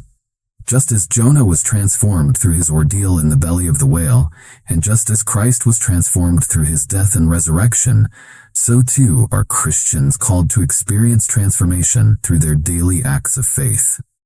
This personal transformation involves a profound inner change, a shift from self-centeredness to other-centeredness. It requires embracing the cross, which symbolizes not only suffering, but also the ultimate love and sacrifice. Through personal struggles, whether they are moral, physical, or spiritual, individuals learn the true meaning of sacrifice and are gradually shaped into more compassionate, empathetic, and loving beings. Societal transformation beyond individual transformation. Sheen discusses the broader societal impact of these teachings. He argues that when individuals change, societies change. The collective practice of Christian virtues like forgiveness, charity, and selflessness can lead to a more just and peaceful society. He points out historical examples where Christian movements have led to significant social reforms, such as the abolition of slavery and the civil rights movement, which were both deeply rooted in Christian ethics and the courage to live out gospel values. Sheen challenges his audience to consider how they, as individuals and communities, can contribute to societal change. He asks them to reflect on their roles within their families, workplaces, and communities. Are they agents of change and harbingers of hope? Do they bring the light of Christ into the dark places of the world? Do they stand up for the oppressed, feed the hungry, and shelter the homeless? Global impact. Finally, Sheen expands his vision to the global scale. In a world fraught with division, conflict, and despair, the message of Christ offers a beacon of hope and a blueprint for healing. By living out the principles of the gospel, Christians can play a crucial role in fostering global peace and understanding. Sheen envisions a world where Christians, empowered by their faith and guided by the Holy Spirit, help bridge divides between nations and cultures, advocating for peace and reconciliation. As Sheen wraps up his sermon, he reiterates that the power of Christianity lies in its ability to transform, from the inner transformation of an individual's heart to the large-scale changes in societies and the world. The faith is not passive, it is dynamic and active. It calls upon each follower to be a living testament to the values of the gospel, to actively participate in the resurrection through lives of service, sacrifice, and unconditional love. By living in this transformative way, Christians not only bear witness to the truth and vitality of their faith, but also contribute to the sanctification of the world, echoing the redemptive mission of Christ himself. This is the ultimate challenge and the ultimate promise of Christianity, as presented by Fulton Sheen, a call to not only believe in the resurrection, but to live it out every day, thus changing the world one act of love at a time. Part 5. Living the Resurrection. Fulton Sheen concludes his series of teachings by delving deeper into what it means to live the resurrection in everyday life. He articulates a vision of Christian living that goes beyond mere adherence to rituals or doctrines, advocating for a vibrant, active faith that influences every aspect of one's behavior and interactions with others. Daily acts of resurrection. Sheen emphasizes that living the resurrection is not confined to spiritual or religious contexts, but is a daily practice that extends into every corner of a believer's life. It is about embodying the values of the gospel in all actions, whether big or small. This means practicing forgiveness in moments of conflict, offering compassion where there is pain, providing support where there is need, and standing up for justice wherever there is oppression. He paints a picture of life where every day is an opportunity to enact small resurrections, moments where the spirit of Christ's love overcomes the pettiness, hatred, or despair that can so easily pervade our daily lives. These acts are what bring the abstract principles of faith into the vivid reality of everyday experience, showing the world what Christian love looks like in action. Creating communities of resurrection. Sheen argues that to truly live the resurrection, Christians must also focus on building communities that reflect these values. This involves more than just individual actions. It requires a collective effort to create environments where the principles of Christian faith are the foundation of community life. Such communities are marked by mutual support, shared responsibility, and a commitment to living out the gospel in every aspect of communal life. These communities act as beacons of hope and centers of resistance against the forces of cynicism and despair in the modern world. They are places where individuals can find strength in shared faith and where the transformative power of the gospel is made visible and tangible. Challenges to living the resurrection. Sheen does not shy away from acknowledging the challenges inherent in this kind of spiritual and communal life. The modern world often values individualism over community, consumption over contribution, and success over service. Living the resurrection, therefore, involves a countercultural choice. It means choosing the way of generosity, humility, and selflessness in a world that often promotes the opposite. He encourages his listeners to persevere in the face of these challenges, drawing strength from their faith and the community around them. This perseverance is not just about enduring, but about actively seeking to influence and transform the world according to the values of the gospel. The ultimate promise. Finally, Sheen speaks to the ultimate promise of living the resurrection, the promise of eternal life and the hope of heaven. However, he reframes these not just as distant future rewards, but as present realities that begin in the here and now through the way Christians live their lives. He teaches that by living in accordance with the principles of the resurrection, believers begin to experience a taste of eternal life here on earth, a life characterized by love, peace, and joy that are the hallmarks of the kingdom of God. Sheen concludes with a powerful call to action, urging his audience to embrace the mission of living the resurrection every day. By doing so, they not only secure their place in eternity, but also bring the light of Christ into the darkness of the world, actively participating in the redemption and sanctification of the world through their daily lives. This vision of active, transformative faith is Sheen's legacy, a reminder that Christianity is not a passive belief system, but a dynamic, living faith that challenges every believer to become an agent of change in the world. Part 6. The Cost and Joy of Discipleship. Fulton Sheen's vision of living the resurrection comes with both a challenge and a reward, the cost of discipleship and the joy that follows it. In this section, Sheen explores the paradox that lies at the heart of Christian life, that true fulfillment and joy are found not in avoiding suffering or hardship, but in embracing them with faith and love. The cost of discipleship. Sheen begins by addressing the inevitable cost that comes with being a follower of Christ. He speaks candidly about the sacrifices required to live a life of true discipleship. These sacrifices may come in many forms: giving up personal ambitions to serve others, standing firm in faith in the face of ridicule, or enduring suffering with grace. He uses the metaphor of the cross, reminding his audience that there is no resurrection without the cross. The cross is not merely a symbol of Christ's suffering, but a call to action for every believer. To carry one's cross means to accept the trials and tribulations of life with faith and to use them as opportunities for growth and transformation. Sheen also highlights the internal struggle that comes with discipleship. He acknowledges that choosing self-denial and humility over pride and selfishness is a daily battle. This battle, though difficult, is what purifies the soul and aligns it more closely with God's will. The hidden joy in sacrifice. While Sheen does not downplay the difficulties of discipleship, he also emphasizes the profound joy that comes from living a life dedicated to Christ. This joy is not the fleeting happiness that comes from worldly success or comfort, but a deep, abiding sense of peace and purpose. He illustrates this joy through stories of individuals who have found meaning in their suffering. Sheen recounts examples of martyrs who faced persecution with unwavering faith, ordinary believers who embraced their struggles with grace, and communities that found strength in collective sacrifice.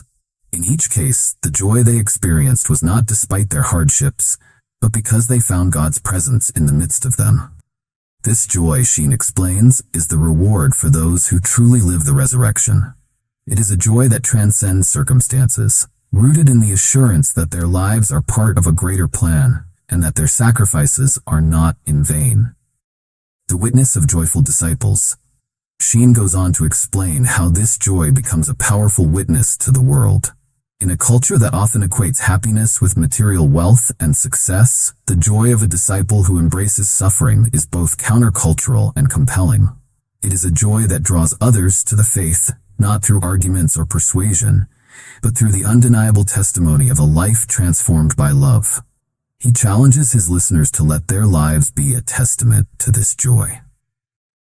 Live in such a way, Sheen says, that people cannot help but ask the reason for your hope. This is the essence of evangelization, not merely preaching the gospel with words, but living it out in a way that inspires others to seek the source of that joy for themselves. The fellowship of the cross. Finally, Sheen speaks to the communal aspect of discipleship. He reminds his audience that they are not called to carry their crosses alone. Just as Christ carried his cross for the sake of all humanity, Christians are called to bear one another's burdens. The community of believers becomes a fellowship of the cross, supporting one another in love and sharing in the joys and struggles of discipleship. This fellowship extends beyond the immediate community to the global church. Sheen emphasizes the interconnectedness of all believers and the responsibility each has to pray for and support the suffering members of the body of Christ around the world. In doing so, the church becomes a living embodiment of the resurrection, a witness to the transformative power of faith and love. Looking ahead.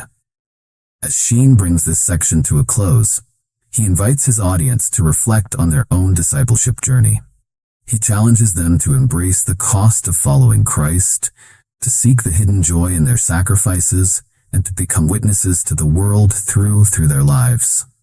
In doing so, they participate in the ongoing story of redemption, contributing to the sanctification of the world and the building of God's kingdom on earth.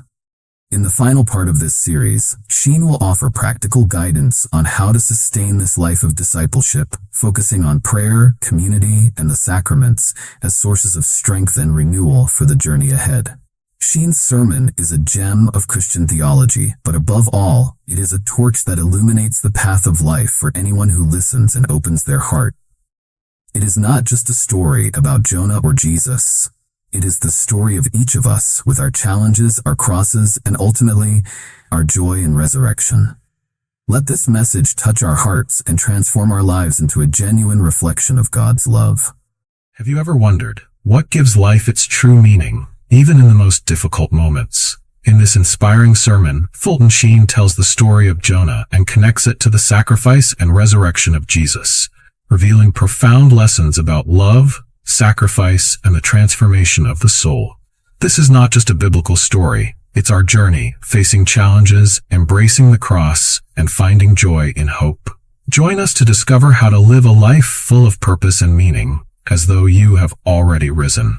Part 1. Exploring Eros, the power of human love.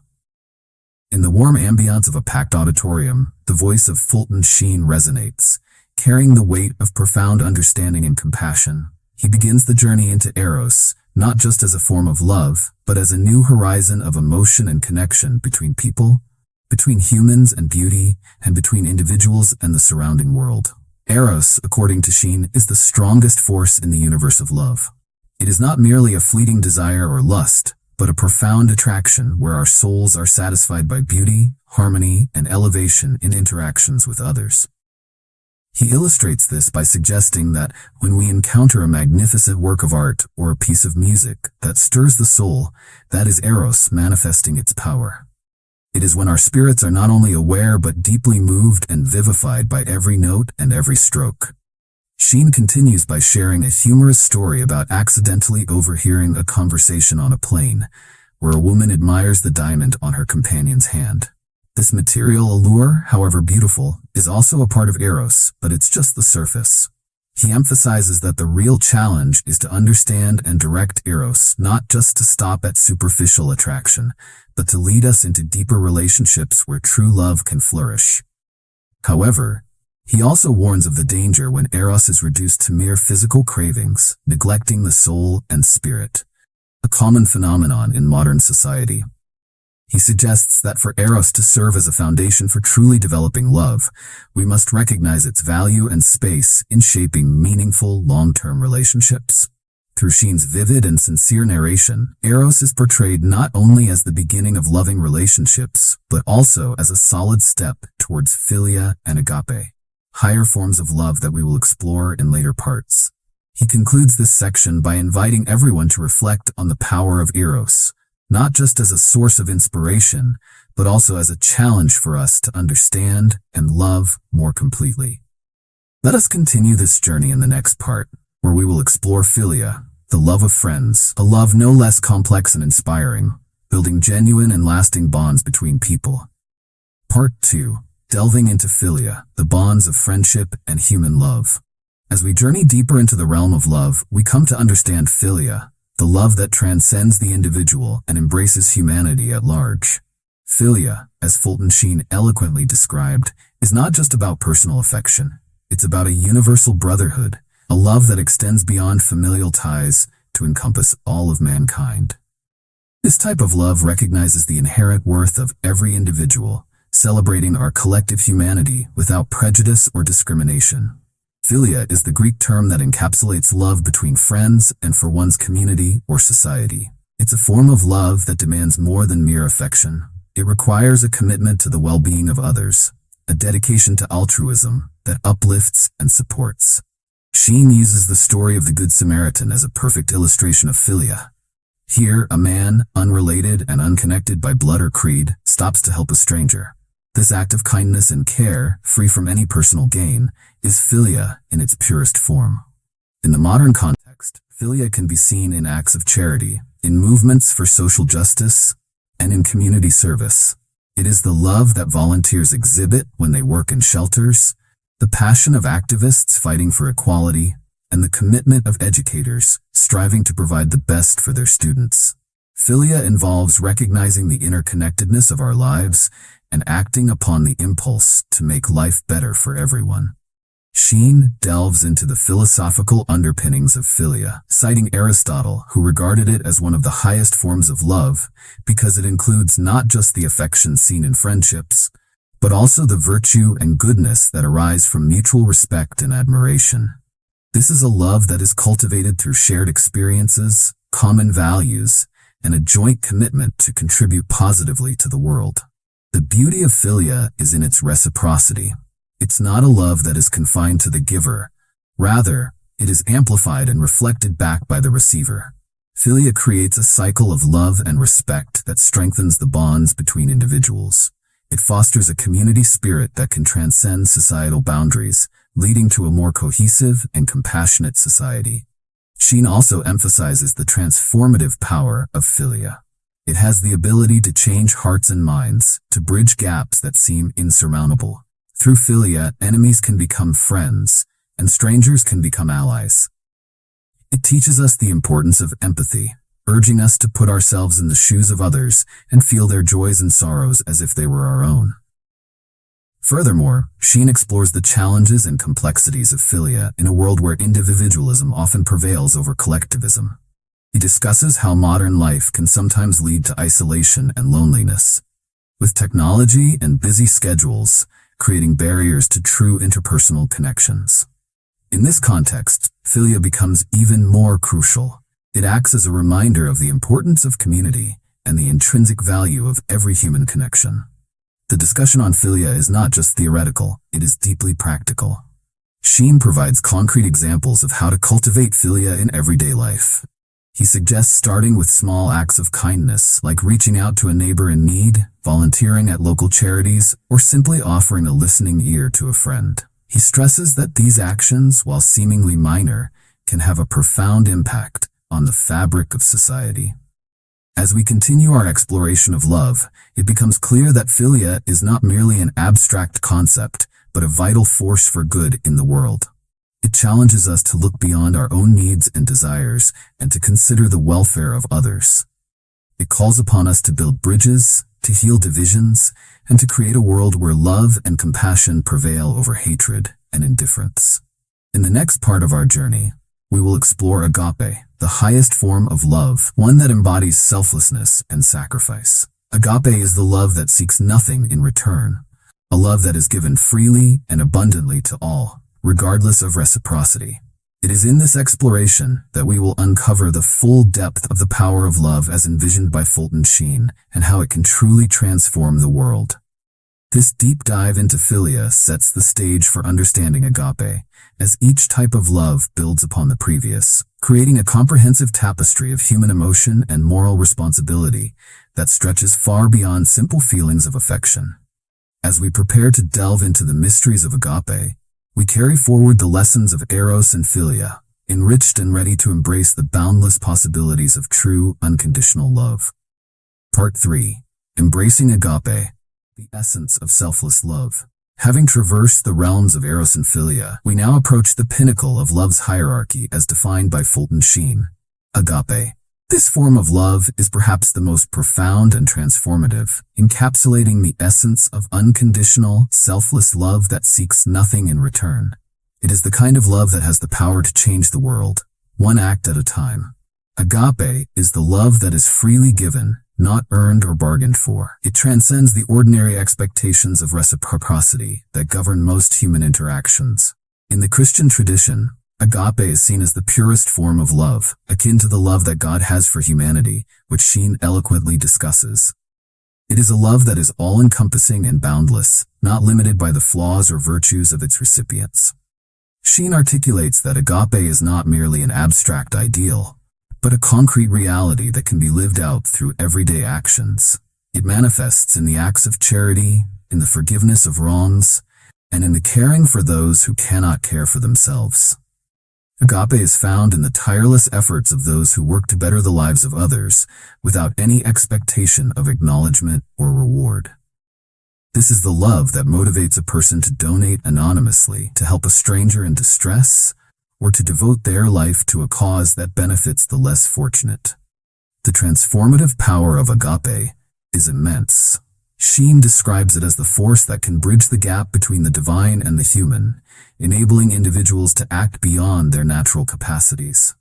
Through agape, people are inspired to perform acts of great sacrifice, sometimes even to the point of giving up their lives for others. This was vividly illustrated in the story of the early Christian martyrs, who, motivated by agape, faced persecution and death while forgiving their persecutors.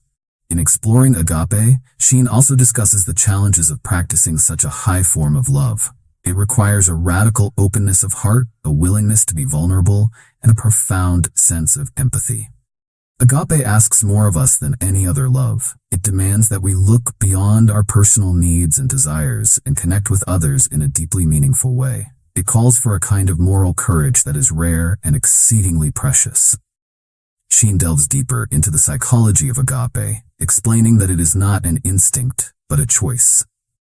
It is a decision to love without conditions, without looking for something in return. This makes agape the most challenging, and yet the most rewarding form of love. It is challenging because it goes against our natural inclinations towards self-preservation and self-interest. It is rewarding because it elevates our spirits and brings us closer to the divine. Throughout his discourse, Sheen uses examples from history, literature, and his personal experiences to illustrate the power of agape. He recounts tales of unsung heroes and recognized saints whose lives were epitomes of agape. These stories serve not only to inspire but also to instruct, providing a blueprint for integrating agape into our own lives. As we reflect on agape, we see it not as an unreachable ideal, but as a practical guide for living. It is about making love actionable, about making it the driving force behind our interactions with the world. Agape encourages us to be better, to do more, and to love more deeply. In conclusion, Sheen calls upon each of us to consider how we might live out agape in our own lives.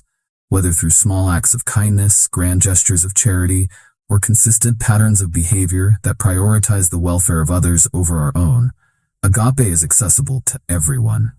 It is a universal invitation to elevate our human experience to something divine, to transform our world one act of selfless love at a time. Through this exploration of agape, we not only conclude our journey through the types of love, but also begin a new chapter in our understanding of what it means to truly love. Agape, with its call to selflessness and sacrifice, serves as the ultimate challenge and the ultimate reward, offering a path towards genuine fulfillment and the betterment of the world around us. Part 4. Agape in Action. Implementing Divine Love in Daily Life. In the previous discussions, we explored the theoretical underpinnings and spiritual dimensions of agape, the highest form of love. Now, we turn our attention to practical applications, focusing on how we can embody this divine love in our daily interactions and decisions. Fulton Sheen emphasized that agape isn't just a lofty ideal, but a tangible practice that can profoundly influence both individual lives and the broader community. Living agape through compassionate action. Agape challenges us to go beyond mere feelings and to act intentionally in ways that manifest love and kindness to all. This could mean offering support to those in need without expectation of thanks or recognition.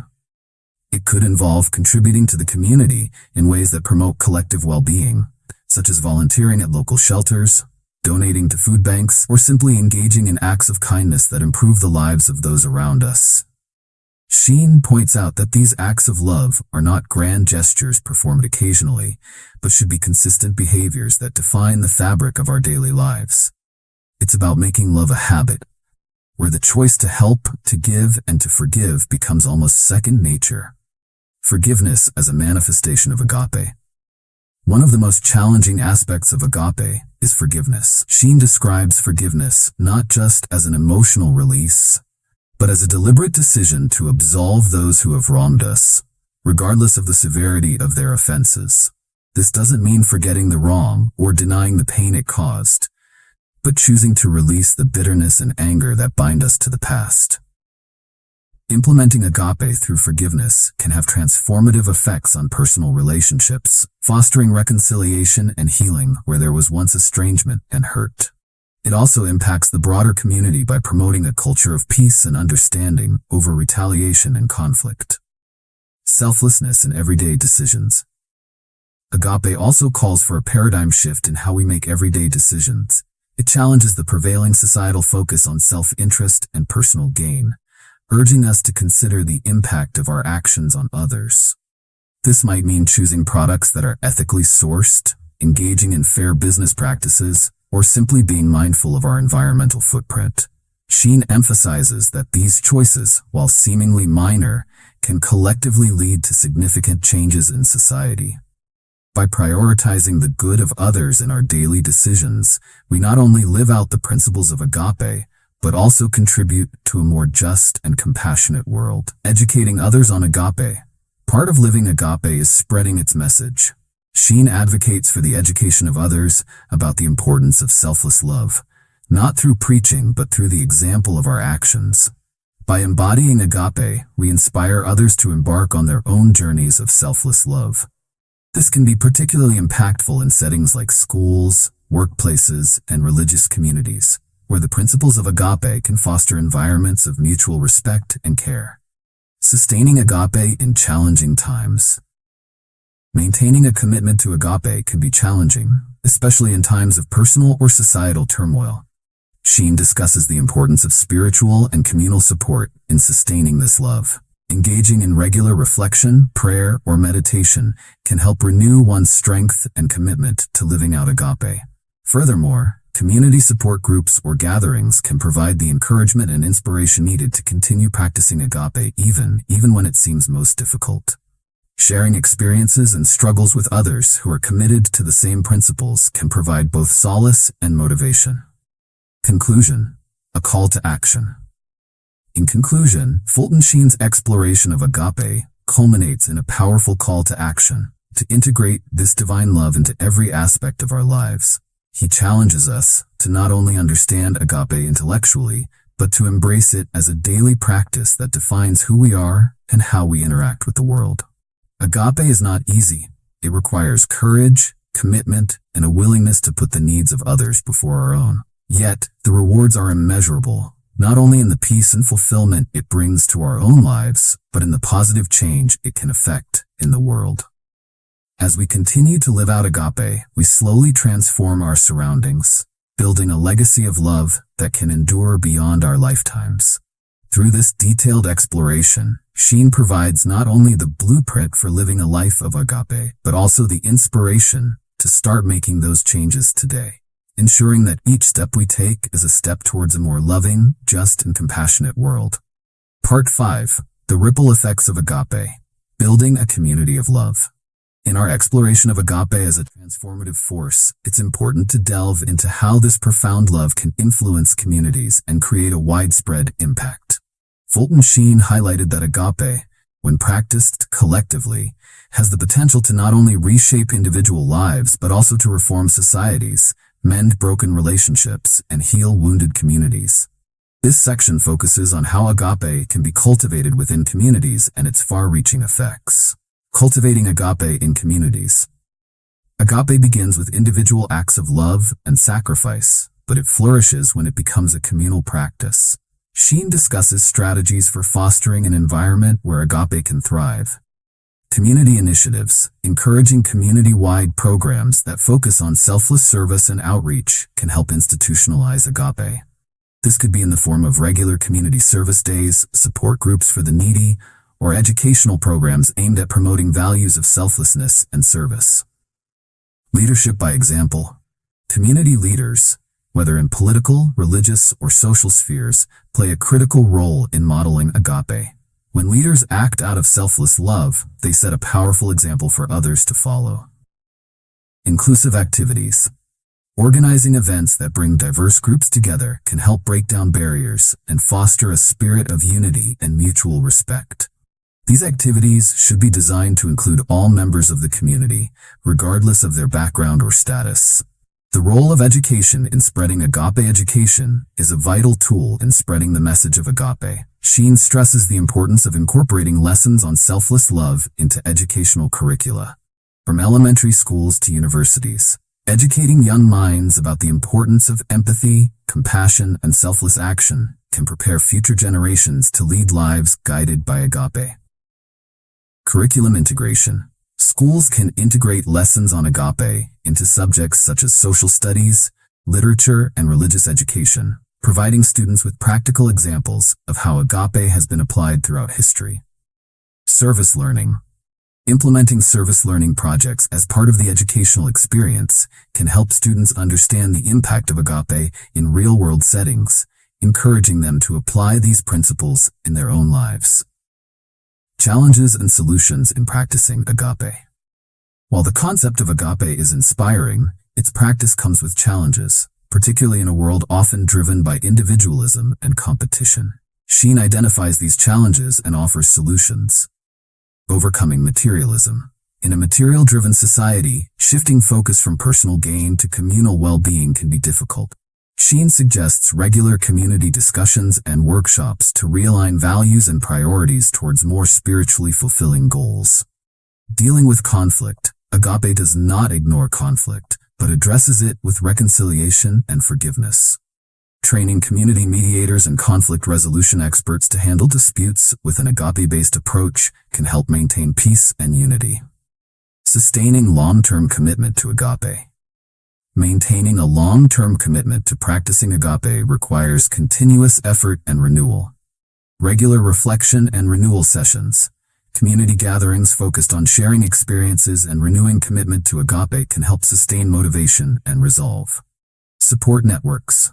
Establishing support networks to help individuals and groups facing challenges in practicing agape ensures that no one has to carry the burden alone. Conclusion. A vision for a transformed society. In closing, Sheen casts a vision of a society transformed by agape. In this society, relationships are governed by selflessness, communities are bound by genuine care, and social structures are designed to support the well-being of all its members. He calls upon each individual to contribute to this vision, not only in grand gestures, but in everyday actions. By embracing agape in personal, familial, and community life, we contribute to a ripple effect that can ultimately transform entire societies. Sheen's message is clear. Agape is not just a personal ethic, but a global imperative that has the power to heal, to unify, and to uplift humanity. Through these insights, Sheen provides a comprehensive roadmap for those seeking to live out agape in every facet of life, highlighting the profound impact that love, practiced selflessly, can have on the world. As we continue to foster this divine love within ourselves and our communities, we step closer to realizing a world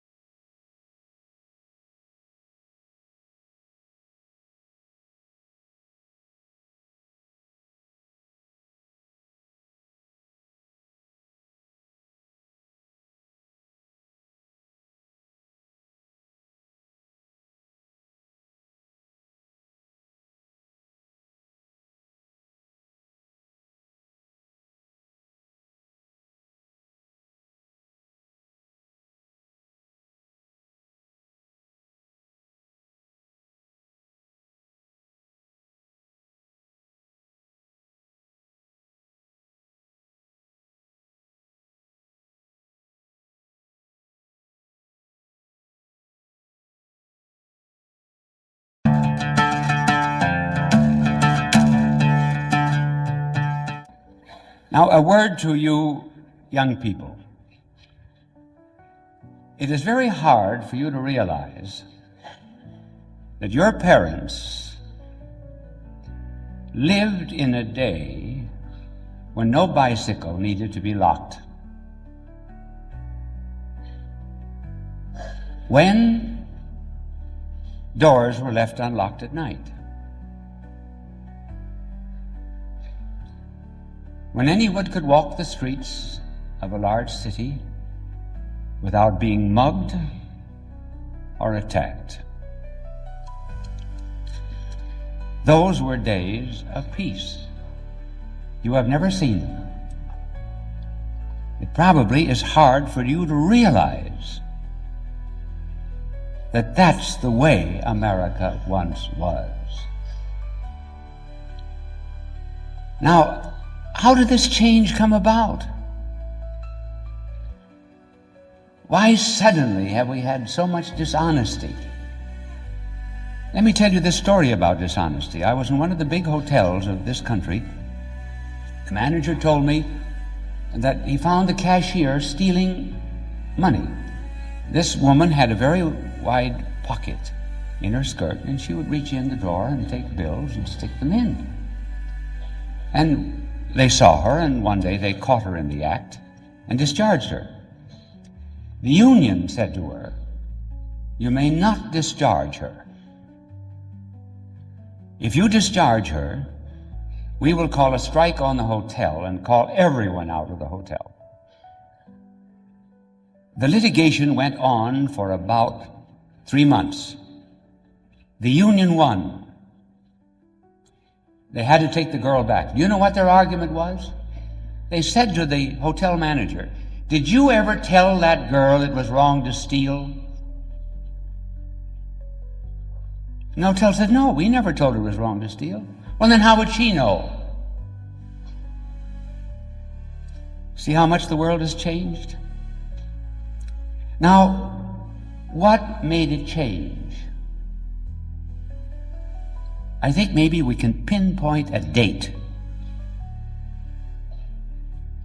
8:15 in the morning, the 6th of August, 1945. Can any of you recall what happened on that date? It's history. Before you were born, many of you. Yes, what was it? Which? The war? No. It was the dropping of the bomb on Hiroshima in Japan. When we flew an American plane over this Japanese city and dropped the atomic bomb on it, we blotted out boundaries. There was no longer a boundary between the civilian and the military, between the helper and the helped, between the wounded and the nurse and the doctor, between the living and the dead. For even the living who escaped the bomb were already half dead. So we broke down boundaries and limits. And from that time on, the world has said, "We want no one limiting me." So that you people heard the song, you've sung it yourselves, "I gotta be me, I gotta be free." You want no restraint, no boundaries, no limits. Now, if I've made myself clear up to this point, you're living in an age where freedom is described as license, the right to do whatever you please. But that's chaos. If everyone did what he drove a car as he pleased, we'd have disorder in the streets. Certainly you can do whatever you please. You can stuff your Aunt Maisie's mattress with old razor blades. You can turn a machine gun on your neighbor's chickens. Then freedom becomes just a physical power. Then the one who is most free is the one who is most strong. So the world has changed. We used to have laws. We had obedience. We had discipline. Today, no boundaries, no limits.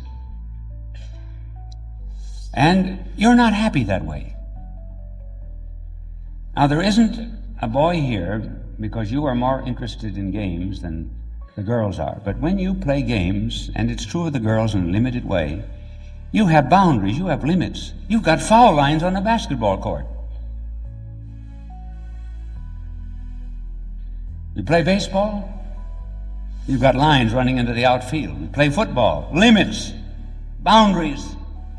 You couldn't have fun if someone, for example, picked up the football and ran outside of the field. You say, no, you can't do that. We got limits. Well, why don't you respect it in other things? If that's the way you want it in games, why don't you want it that way in life? There is something physical about it. Everyone is either male or female. It's that simple.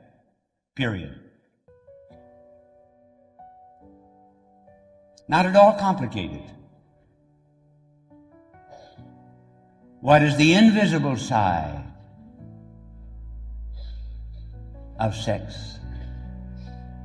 What is the mystery? It's a mystery of love. And it stands for something spiritual. First of all, sex stands for God's creative power given to people. So he gives the creative power to a husband and wife. Instead of directly creating us, he says to a father and mother, I will let you share my creative power, and you will give life. This is the spiritual side of marriage and of sex. But it also stands for something else. When you girls and boys get older, someday you'll hear come to the altar. You'll be married. And there will be a reading from St. Paul's letter to the Ephesians. And this is what you will be told. Every bride stands for the church. Every groom stands for Christ. Think of it. God intended that in marriage, the husband stands for Christ. The bride stands for the church.